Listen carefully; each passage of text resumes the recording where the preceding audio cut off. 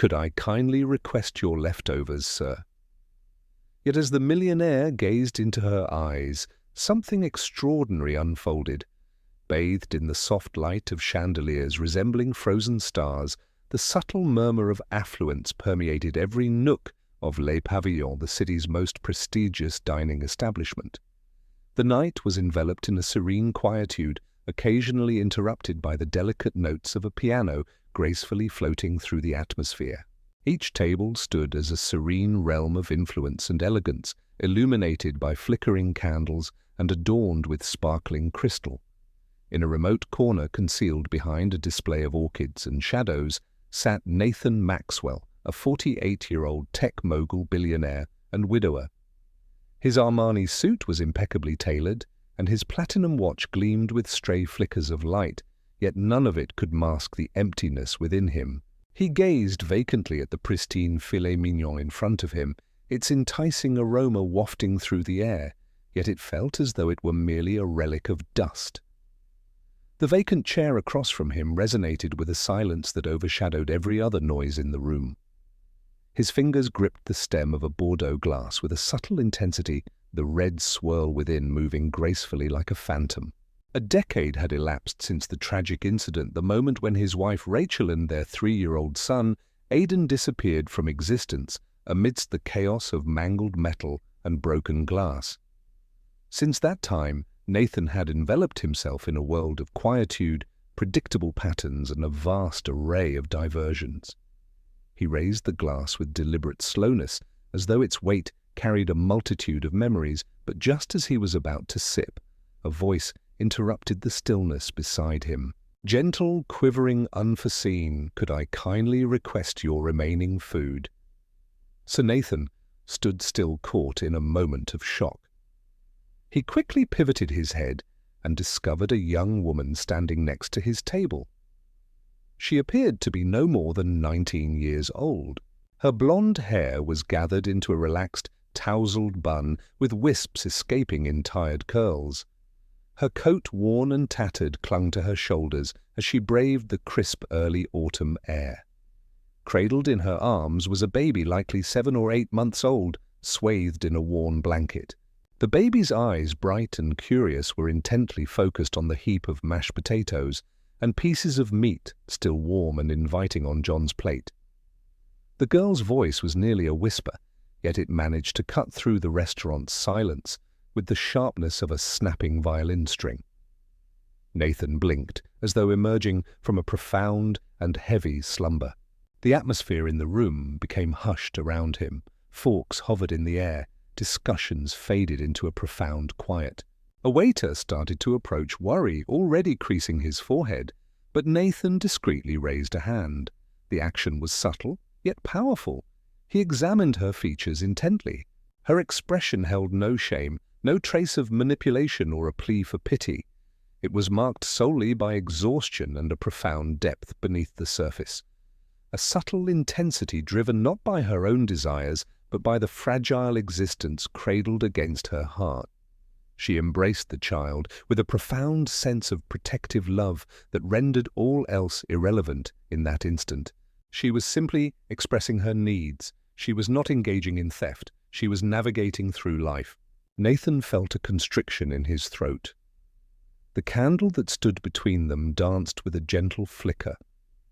In that moment, a subtle change occurred within him, not a profound revelation, not just yet, but a whisper, a flicker. Unbeknownst to him at the time, that singular moment and the question posed would unravel the defenses he had meticulously constructed over 10 years, guiding him toward an unexpected redemption through a love he had never anticipated. He remained still for an extended moment, captivated, his eyes fixed on the girl, as if everything else around him had faded into mere whispers. Her blonde hair was unkempt, cascading in tousled waves around her face and shoulders, the strands reflecting candlelight like shards of gold. Her coat hung loosely on her frame, with sleeves that fell short and fabric that had become threadbare at the elbows. Her feet were adorned with a pair of sneakers, worn and weathered, stained by the city's dirt, and almost falling apart at the seams. However, it wasn't her looks that left Nathan momentarily speechless. It was the depth of her gaze. They refrained from pleading. They remained steadfast. They held him, unwavering, imbued with a force far more profound than mere desperation, a blend of defense, dignity, and a deep, almost overwhelming sorrow.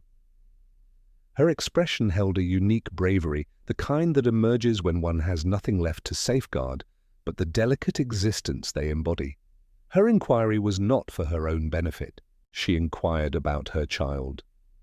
Nathan paused for a moment, as if an invisible connection was stretching between them, creating a tension that lingered in the air.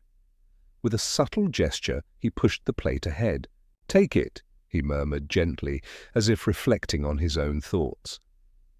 She approached the food with a measured and thoughtful demeanor. She approached it with a measured appreciation, not as if she were famished. With a profound sense of respect that resonated deeper than any shout, she reached into the satchel slung over her shoulder and retrieved a small square of cloth, pristine yet frayed at the edges. With meticulous care, she enveloped the mashed potatoes and leftover slices of meat, folding the corners as if she were safeguarding a precious treasure rather than mere remnants of a meal. With a gentle motion, she knelt onto one knee, cradling the baby closer as she reached into her coat pocket to pull out a small plastic spoon. Nathan observed intently as she carefully took a small serving of the warm food, gently blowing on it before bringing the spoon to the baby's lips. The young one instinctively opened his small lips, parting his tongue, extending forth. As the creamy mashed potatoes met his tongue, a gentle melodic sound of delight escaped him, so genuine that it caused John's fingers to instinctively grip the table's edge. The infant's expression brightened in the soft candlelight, his pudgy hands gently resting on the girl's chest, a smile blossoming on his round cheeks, reminiscent of a sunrise following a prolonged icy night. It was a smile that Nathan had not encountered in years, not since the days of his own son. Something lodged in his throat. He averted his gaze for a brief moment, attempting to dispel the unexpected haze clouding his sight. However, his gaze returned instantly when the baby released another joyful sigh, as if the comfort of a single spoonful was sufficient to envelop him in happiness. The girl remained silent. With boundless patience, she continued to feed him one spoonful at a time. With unwavering hands and a tranquil breath, she exuded a sense of composure. She remained completely focused, not glancing around to gauge the judgments or opinions that might be swirling among the quiet crowd of affluent observers. Her sole purpose for being there was to provide nourishment for her son. Nathan felt a profound ache in his heart, a slow and deep sensation reminiscent of something ancient stirring from a long slumber. It was neither pity nor charity. It was the profound realization that he was observing something sacred. A love that transcended material value could not be substituted and remained elusive to those who had never experienced the depths of loss. Once the baby appeared satisfied, the girl gently placed the cloth bundle into her bag, rearranged the blanket around the child's form, and rose to her feet. She cast another look at John, offering a slight nod, not as a gesture of gratitude, but rather as a recognition of an unarticulated connection that lingered between them.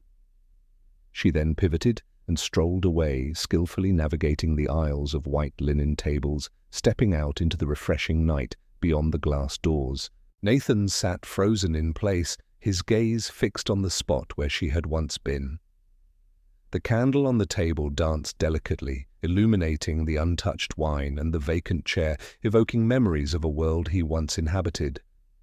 In that moment, before he could engage in any rationalization or analysis, he stood up, not in haste, nor with any grand gestures, but calmly and with intention.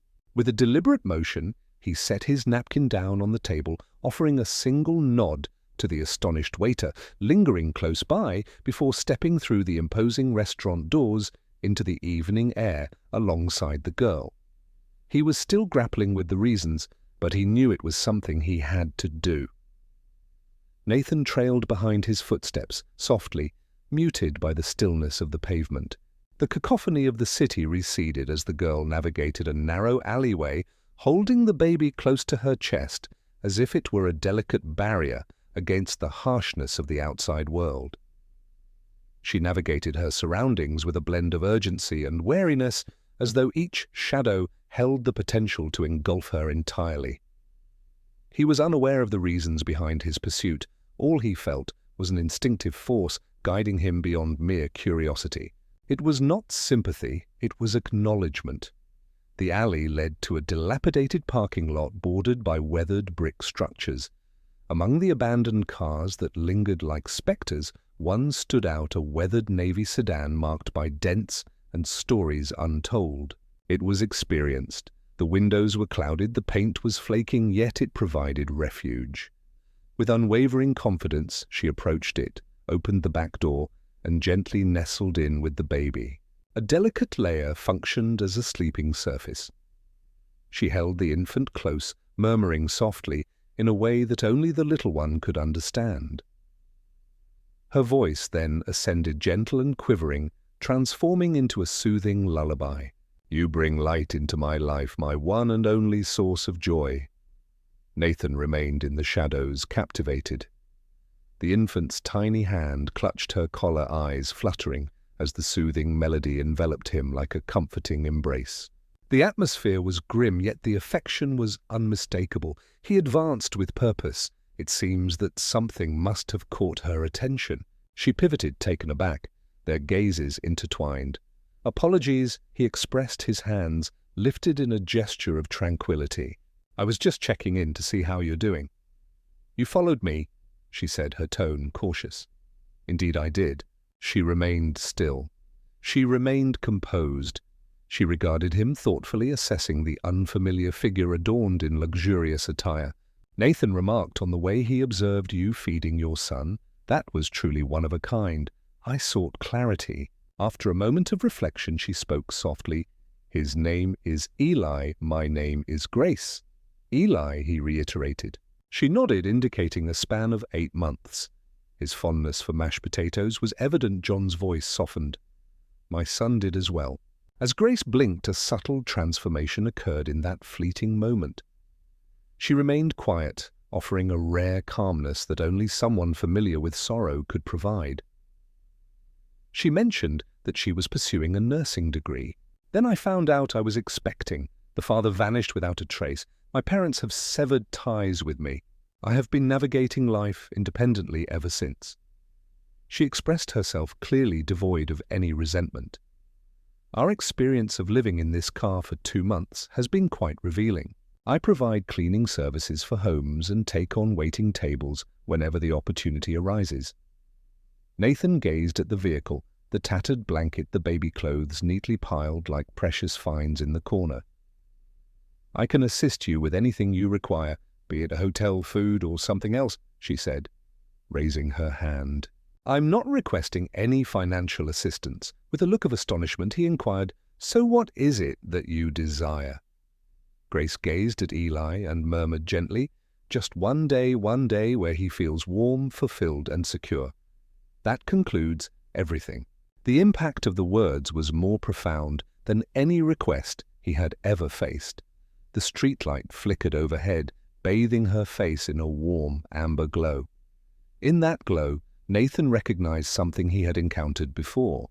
Her gaze mirrored that of his late wife. Not precisely, but nearly enough to break something within him. Grace held her child close, standing strong and unwavering, embodying love as her only shield. It awakened a feeling within him, a sentiment that had long been interred alongside his wife and son. He took a step back, feeling a sudden wave of unsteadiness wash over him. He expressed his gratitude, saying thank you. Grace knitted her brow in thought. What is the purpose for reminding me that I am still capable of feeling deeply? Without uttering a word, she held Eli closer, continuing the soothing melody of the lullaby. Nathan lingered for a moment, the melody weaving through the darkness like a vital connection. Even without a smile, Grace chose not to shut the door. And that, in some way, encompassed it all. From that night forward, Nathan was haunted by the vivid memory of the girl with the broken shoes and the baby, whose smile resembled a delightful heap of mashed potatoes. Regardless of the countless emails he glanced at, or the numerous board meetings he participated in, their faces lingered in his mind. Subtle reminders linger that in a city where individuals indulge in $800 wine, a mother and child navigate life relying solely on kindness and resilience. He didn't engage with her again, at least not immediately. He chose to move with quiet precision, mirroring the methodical approach that had led to his success. He had discovered her vehicle once more stationed behind a deserted church lot. In a subtle manner, he discreetly placed small packages near the vehicle during the early hours, just before the sun began to rise. A canister of baby formula, a pack of diapers, a sealed container of homemade soup, still warm to the touch, evokes a sense of care and nurturing, highlighting the essentials of early parenthood. He organized for a pediatrician to conduct a subtle visit, posing as a member of a church outreach initiative. Grace was left in the dark about the identity of the sender. She refrained from asking. As the doctor departed, she embraced Eli more tightly than usual, softly murmuring her gratitude to an unseen presence. Initially, Grace harbored doubts. She had developed a resilience by anticipating letdowns. However, these subtle actions were always devoid of any accompanying messages, expectations, or demands. She wasn't obligated to wear a smile. She felt no obligation to express gratitude. It existed in a calm and unwavering manner, softly and authentically present.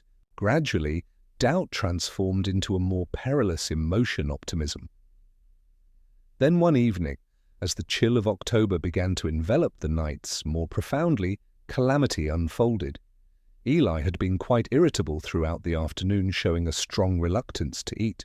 His forehead felt warm, yet by nightfall he was engulfed in a feverish heat. Grace explored various methods, from cool cloths to soothing lullabies, gently rocking him back and forth in the back seat of their car.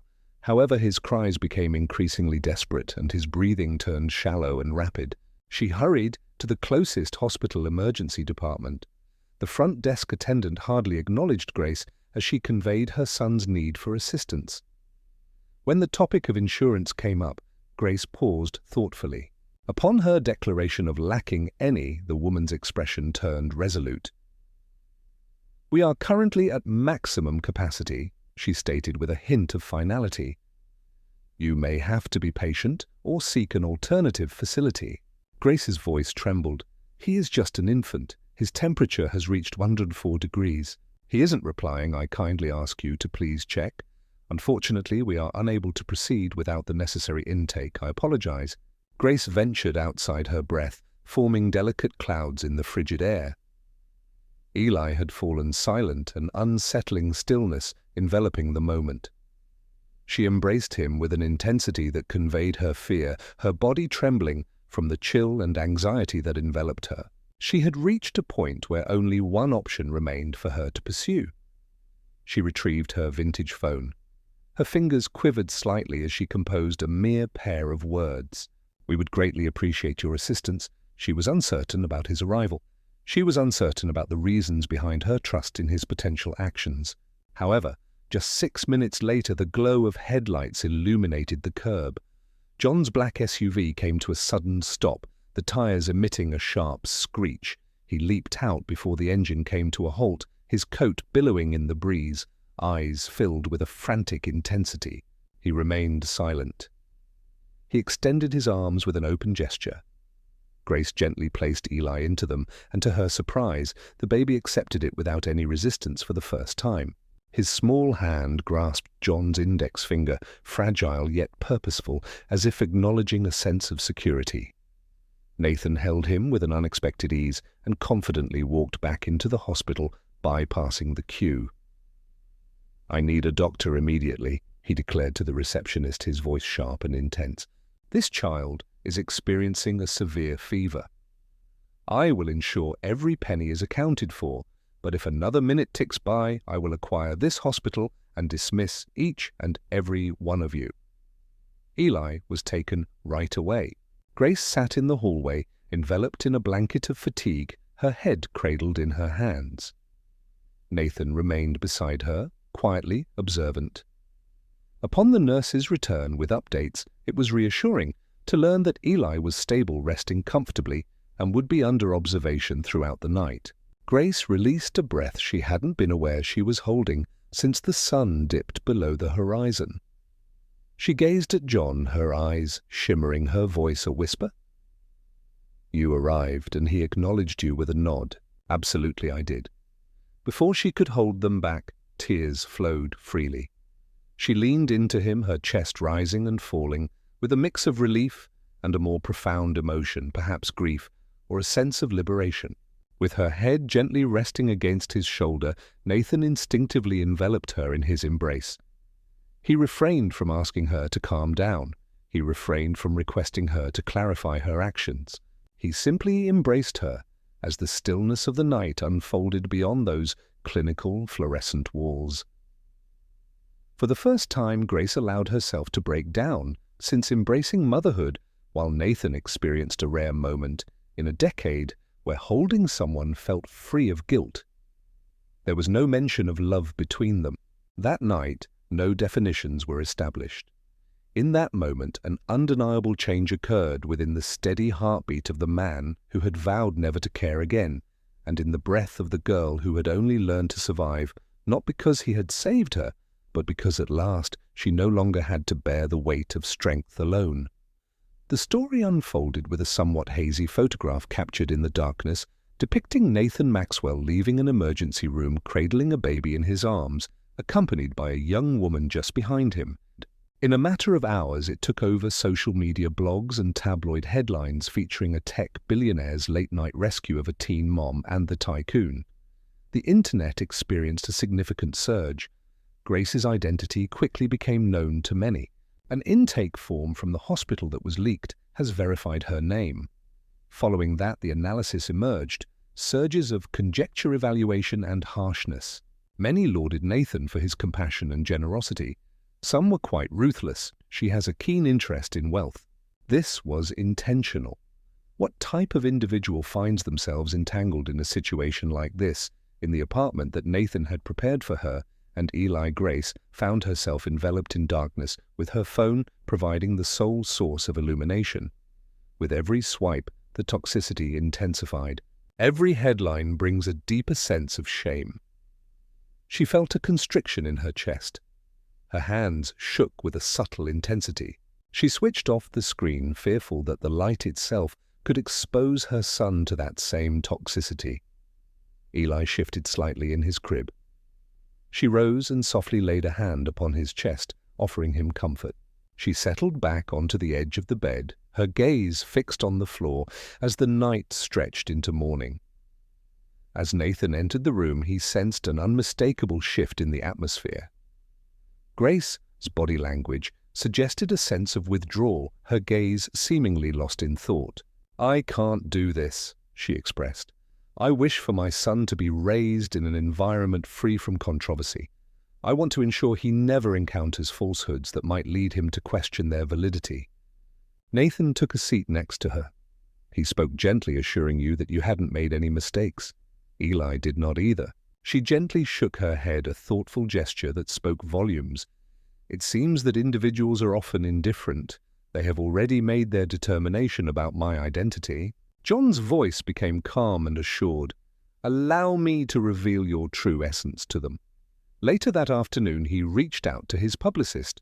There are no statements or scripted press releases available. He aimed to communicate openly in a public forum without any reservations. The following evening, he appeared on national television for a live broadcast. The arrangement was straightforward. A serene studio, gentle illumination, free from interruptions. The interviewer posed no surprising questions, merely allowing him the opportunity to express himself freely. John's journey commenced not with Grace, but rather with Rachel and Caleb. He finally shared the narrative he had long evaded. The incident, the stillness, the manner in which sorrow had emptied him. He discussed the deceptive nature of success and how it concealed a profound sense of emptiness. He expressed that his life came to a halt the day they passed away. And then he spoke of Grace. He remarked that she wasn't seeking charity. She wasn't even looking for help. Her sole desire was to nourish her son. In that moment, she reignited a spark within me that I believed had vanished for good. His voice trembled as he continued. She didn't take anything away from me. She provided me with a unique gift that no one else was able to offer. A compelling reason to rekindle your passion. A compelling motivation to embrace life. He gazed into the lens of the camera. Grace transcends mere headlines. She is a mother. Eli should not be viewed as merely a prop. He is an exceptionally lovely child. They were the ones who rescued me, not the other way around. The interview was candid, open, and profoundly relatable. Indeed, it proved to be effective. The following morning, a change in the tide occurred. Online conversations changed. Supporters started to rally around her. Mothers recounted their experiences, exploring the complexities of single parenthood, the challenges of poverty, and the weight of societal judgment. Nurses voiced their concerns, highlighting the numerous girls like Grace who are overlooked. Contributions began to pour into shelters. A mother in Kansas started a community fund for women just like Grace. Grace chose not to engage with the media. However, the following morning, she arrived at John's front door with Eli wrapped up warmly against the chill. She entered without a knock. He took the initiative to open the door ahead of her. Her eyes were tired but determined. "I'm not going anywhere," she declared. "If you still desire our presence, we are available for you." Nathan remained silent. He moved aside, allowing them to enter. For the first time in years, he sensed a change occurring within him. Enduring and tranquil. A portal not merely within his dwelling, but deep within his soul swung wide. A family formed in an unforeseen and spontaneous manner had taken shape. The apartment Nathan rented for them was unpretentious, simple by his standards, yet it exuded warmth, bathed in sunlight, and offered a serene atmosphere. It had 2 bedrooms, soft grey walls and windows that caught the morning light just right. Grace arrived with little more than 2 duffel bags, a baby carrier, and the burden of someone who had never known a secure space to breathe freely. However, in just a week, that area started to exude a sense of being inhabited. Eli's colourful creations proudly displayed on the fridge, delicate little socks resting gracefully atop the heater. The aroma of baby lotion mingles with the soft melodies of lullabies, creating a serene atmosphere. They never delved into the nature of their relationship. Initially, that wasn't the case. Absence of declarations, labels, and timelines was evident. They coexisted harmoniously. Nathan made it a point to visit each morning. Initially, it was framed as a simple gesture of checking in, delivering groceries, or dropping off a package of diapers. However, it quickly turned into a regular occurrence. He would knock and enter, and Eli would beam with recognition, bouncing in his crib at the sound of the door. Grace would have coffee brewing, her hair styled in that same effortless, elegant knot, and they would enjoy breakfast together, exchanging stories. Nathan discovered the art of holding a baby bottle at the perfect angle, mastered the technique of warming milk without risking overheating, and navigated the challenges of diaper changing, initially with a bit of clumsiness but eventually with a surprising confidence. He internalized the cadence of Eli's cries, grasping the nuances between hunger and discomfort, tiredness and frustration. One afternoon, while gently rocking Eli to sleep with the baby's tiny hand grasping his shirt, Nathan came to a profound realization that was both simple and transformative. He was reluctant to depart, neither after the nap nor after the next hour. He had a desire to remain. Grace observed it as well. John's lingering presence and attentive listening to Eli's babbles transformed the ordinary into something extraordinary, as if each sound held a unique melody. He never sought to dazzle or dominate. He consistently arrived day after day, with gentle hands and eyes that had once appeared empty, but were now gradually brightening with a renewed spark. She had never experienced a love that was unconditional. Yet she had never encountered a man who could just exist in the moment, not to change her, not to claim her narrative, but to accompany her through it. During the gentle moments that fall between feedings and bath times, a unique bond began to take shape. It was not the passionate type of love that society often idealizes. It unfolded at a measured pace, resonating with depth, emerging not from fleeting passion, but from unwavering determination. As night enveloped the world, Grace and Nathan found themselves on the balcony, wrapped in a blanket, sharing a moment of quietude after Eli had drifted off to sleep. The city beneath sparkled with hues of gold and blue, yet neither of them cast their gaze downward. Nathan faced her, his tone soft and caring. "When I lost Rachel and Caleb, I felt as though a piece of my soul had perished alongside them. The aspect that yearned for connection, for acceptance, for significance." Grace gazed at him, her eyes shimmering softly in the moonlight. "You didn't lose it," she softly reassured. "It simply lingered." That night, they refrained from sharing a kiss. There was no obligation for them to do so. The moment lingered between them, rich with unvoiced assurance, yet profoundly grasped. In that instant, a smile graced Grace's face. It wasn't the type of smile she offered to nurses simply out of courtesy, nor the one she gave Eli instinctively. This piece was crafted solely for him, comprehensive and unique. After a long time, Nathan finally returned, a genuine smile. Tranquil, gently embraced by restoration, illuminated from the core. They had not yet crossed the threshold into lovers or family in name, yet there was a bond between them that felt even more profound. Two individuals shaped by their experiences of loss discovered in one another the gradual and enduring emergence of a sense of belonging.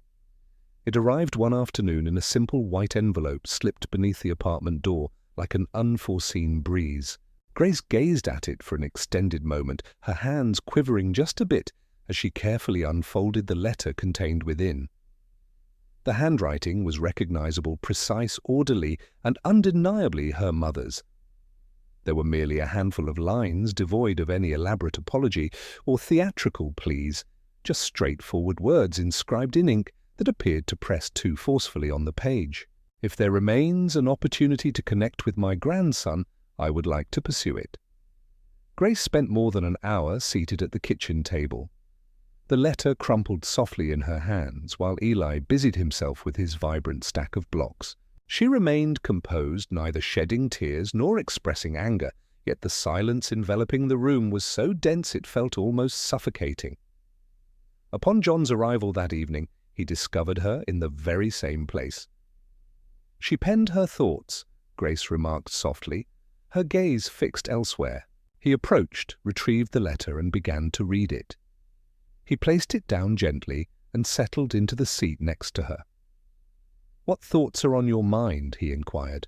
She confessed, "I'm not sure." "Nearly 2 years have passed since our last conversation, the moment they declared that I was no longer their daughter." Nathan acknowledged with a thoughtful nod. "You are not obligated to give them anything." Grace faced him, her eyes filled with doubt. "However, Eli, shouldn't he have the right to understand his origins, even if they are flawed?" Nathan took a moment to reflect, selecting his words with great thoughtfulness. "Ensure he doesn't experience the same void you once faced. Allow him the opportunity to decide whether to forgive or not. It should be his choice." 3 days later, they made their way to the town Grace once referred to as home, a tranquil expanse of verdant hills and winding roads where it felt as though every face held onto the memories of the past just a bit too tightly. The house belonging to her parents was situated at the conclusion of a gravel driveway, its white paint showing signs of wear, while the porch swing gently swayed and creaked in the breeze. Grace lingered outside, holding Eli on her hip, as he clutched her sweater with his small hands. Nathan positioned himself just behind her, providing a subtle presence of support while allowing her to take the lead. The front door creaked open with a deliberate slowness. A woman emerged in her mid-50s with sharp features that had been gently softened by the passage of time and the weight of sorrow. Grace's mother. For a brief moment, there was complete stillness. With a quivering breath, her mother took a step forward. Her gaze shifted to Eli, then to Grace, and tears welled up in her eyes almost immediately. "I wasn't strong," she whispered, her voice trembling. I felt a sense of fear regarding the opinions of others, of losing the person I believed I had nurtured, and yet I lost you regardless. Grace remained silent.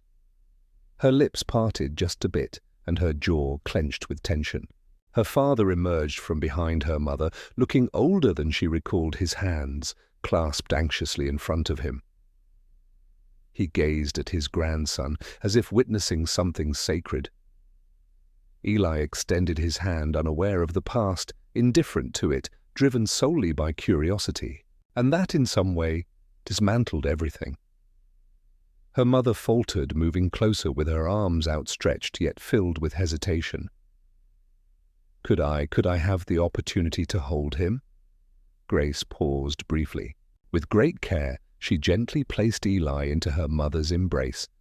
The elderly woman grasped him tightly as though she were attempting to seize the very essence of time. She wept quietly, murmuring tender words to the boy, who gazed up at her with pure curiosity. Nathan observed from the sidelines, feeling a constriction in his chest. Though he was not directly involved, he observed the profound impact of the moment. As Grace took a step forward and embraced her mother, the porch appeared to exhale, filled with a profound sense of connection.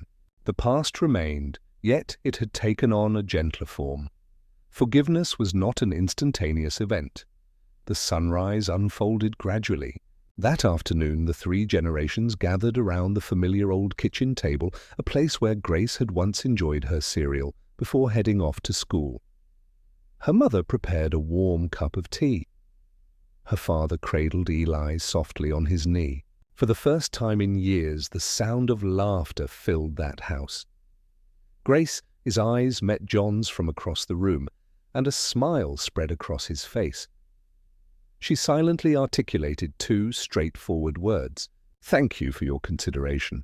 He smiled back, shaking his head in amusement. "No," he murmured quietly to himself, almost inaudibly. "Thank you for returning home." A year later, the world had transformed, but only in the significant ways. The clamour had subsided.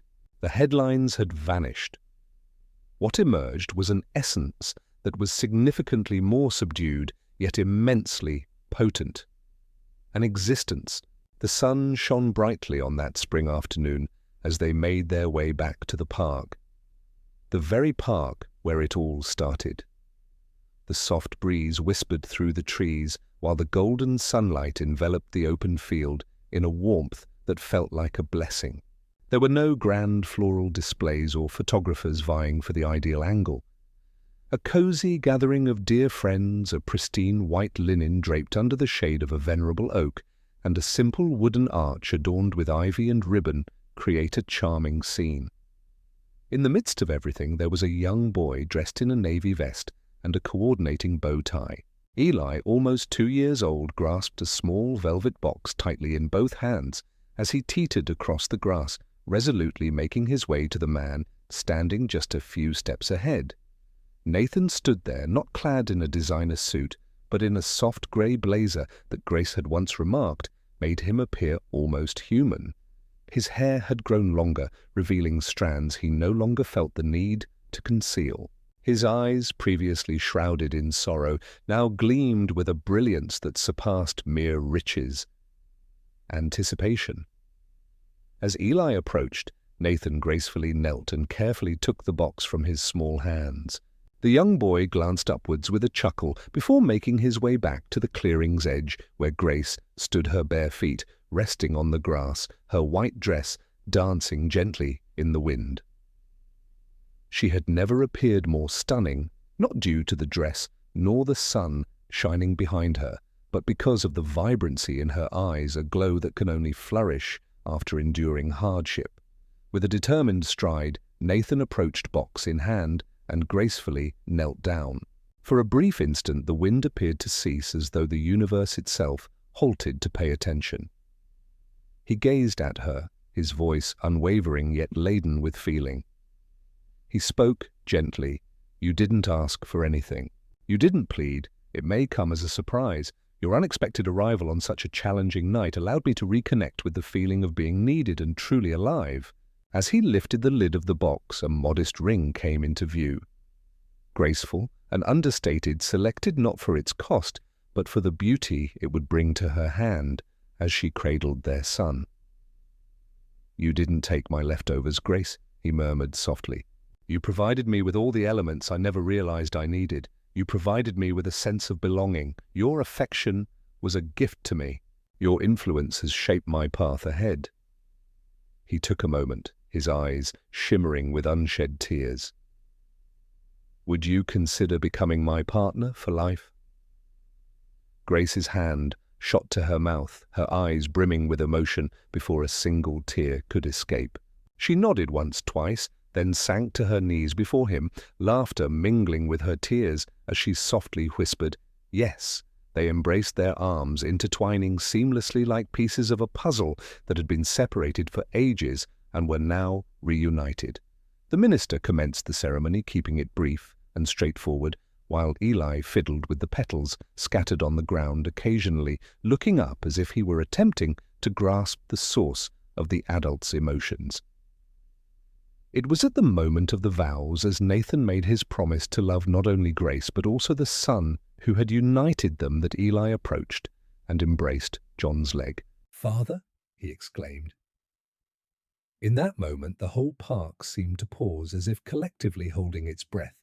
With a heavy heart, Nathan glanced down, his eyes glistening, and gently leaned down to lift the boy. Cradling him with one arm and Grace with the other, he softly murmured, "I love you, son." In that embrace beneath the sun, with only a handful of friends, and the vast sky as witnesses, all that had once been fractured seemed to come together once more.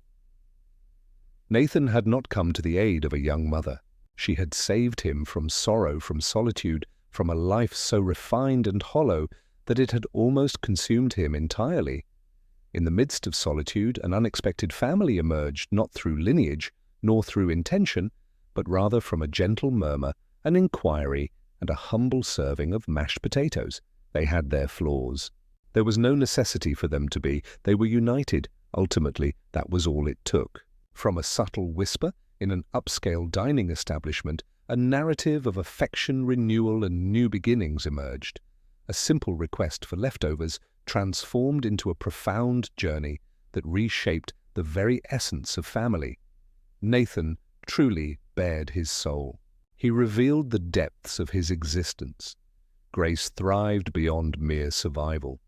She discovered a sense of belonging, and little Eli, who was once held by a stranger, now walks alongside a father who embraced him not through blood, but through love. Often the most remarkable narratives emerge from the most subtle instances. If this narrative resonated with you, evoked emotions, inspired hope, or even brought a tear to your eye, please remember to like, share, and most importantly, subscribe to Soul Stirring Stories, the channel dedicated to healing your spirit and reminding you that compassion is the greatest miracle of all. We look forward to sharing our next narrative with you.